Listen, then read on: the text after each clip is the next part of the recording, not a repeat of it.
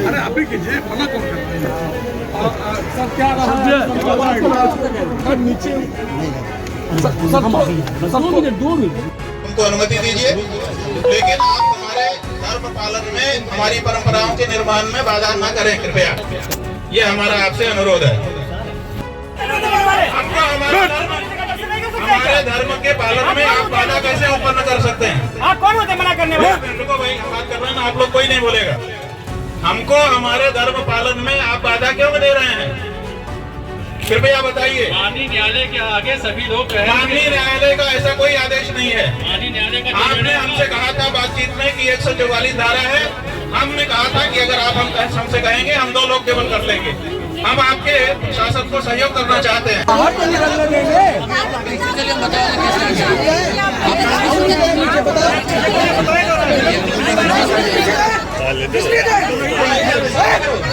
सीधे करो, सीधा वही लेके खड़े रहो। मीडिया के जो बंधु हैं, कृपया पीछे होकर यहाँ जो पुलिस के अधिकारी खड़े हैं, कृपया बताएं कि रास्ता क्यों रोका गया है। जो जिम्मेदार व्यक्ति हो वो कृपया बताएं रास्ता क्यों रोका जा रहा है।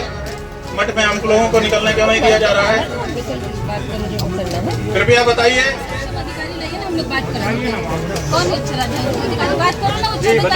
कृपया बताएं कि क्यों रोका जा रहा है। रोला महाराज जी, आज प्रशासन से किस तरह का वार्ता हुआ और क्या बातचीत हुई?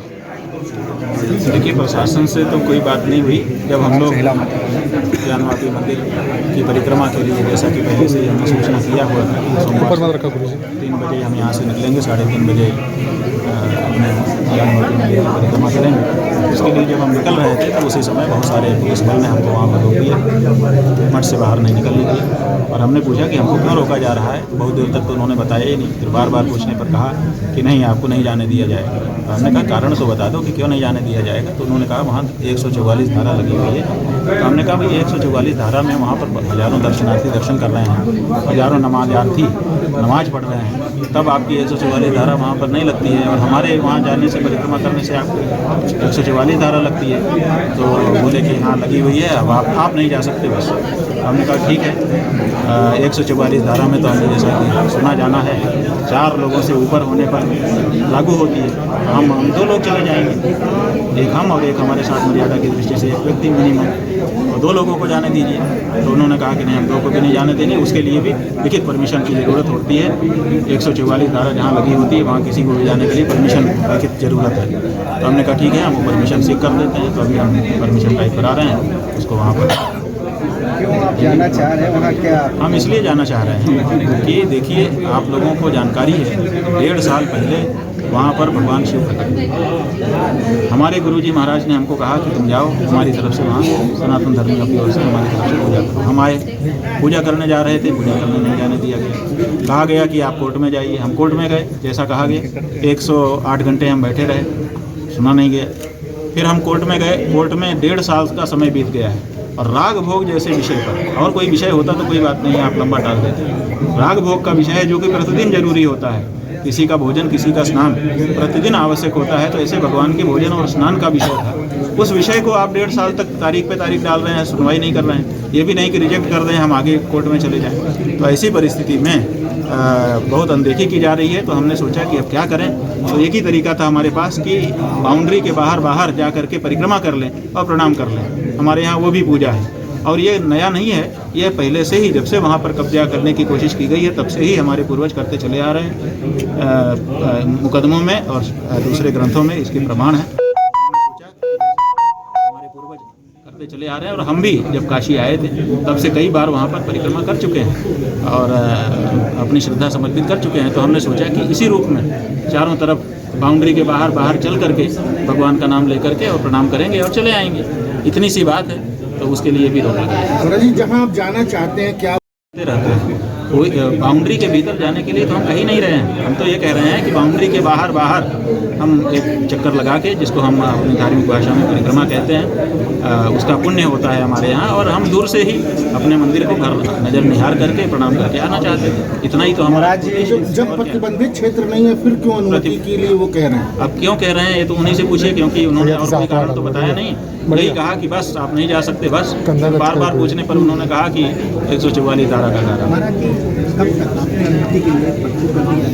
आपके वकील पूरी टीम लगी है, अगर परमिशन मिलता है तो वो फिर कब करेंगे? देखिए, जब परमिशन करेंगे ठीक है। हम आज जाना चाहते थे, प्रशासन को कोई समस्या है तो हम प्रशासन को सहयोग कर रहे हैं। कोई हम प्रशासन से हमारी कोई लड़ाई नहीं है, लेकिन हमको तो अपनी भावना की अभिव्यक्ति चाहिए, बस अपनी आस्था प्रदर्शित करना है हमको। अब नहीं मिलता है तब उस समय विचार करेंगे। हम क्यों कहें कि नहीं मिलेगा, जब 144 धारा है और 144 धारा में हम 4 लोग से ज़्यादा जा ही नहीं रहे, हम तो 2 की बात कर रहे हैं मिनिमम। तो जब हम 2 ही लोग जा रहे हैं तो क्यों नहीं परमिशन? आपको कितने देर तक कहा जाए अगर नज़रबंद की स्थिति जैसी बन गई? देखिए, नज़रबंद की स्थिति तो कल रात को 2 बजे से ही हो गई है। 2 बजे रात को हमको रिपोर्ट की गई कि चारों तरफ से मठ को पुलिस वालों ने घेर लिया है और तब से अभी तक घेरे ही हुए हैं। आपके द्वारा भी बताया गया अनुमति के लिए, वो अनुमति के लिए आपको पत्र दे रहे हैं, तो क्या अनुमति स्वीकार करेंगे? ये जो भी नियम संगत होगा उसके बाद अनुमति दे। यहाँ रास्ता जो आप लोग करके खड़े हैं हट जाएं, ताकि हम अपने धर्म का पालन कर सके। आप धर्म का पालन करिए, लेकिन वहाँ की परिक्रमा की अनुमति नहीं है। बस क्या है? परिक्रमा के लिए अनुमति नहीं है आपके पास। भाई, परिक्रमा आप कह रहे हैं 144 धारा है, हम वहाँ पर 2 लोग जा रहे हैं, 4 लोग नहीं होंगे, 5 लोग नहीं होंगे। 144 जब लगी होती है तो आपको परमिशन लेनी पड़ती है। क्या चीज? परमिशन लीजिए उसकी। ये बात आपने कल क्यों नहीं कहा? मैंने कहा था आपसे ये बात। ये नहीं कही थी, बिल्कुल नहीं कहा था आपने। मैंने कहा था कि अनुमति जो है आपके पास नहीं है, मैंने कल भी कही थी बात आपसे।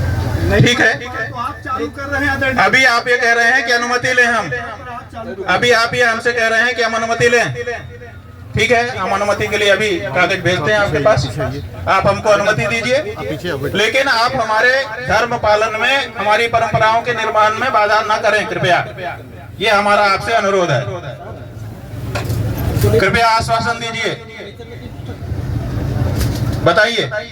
इस बात का आश्वासन यही कि हम आपको अनुमति के लिए पत्र भेज रहे हैं। आप भेजिए। ठीक है, ठीक है, चलो चलो साइड में जाओ।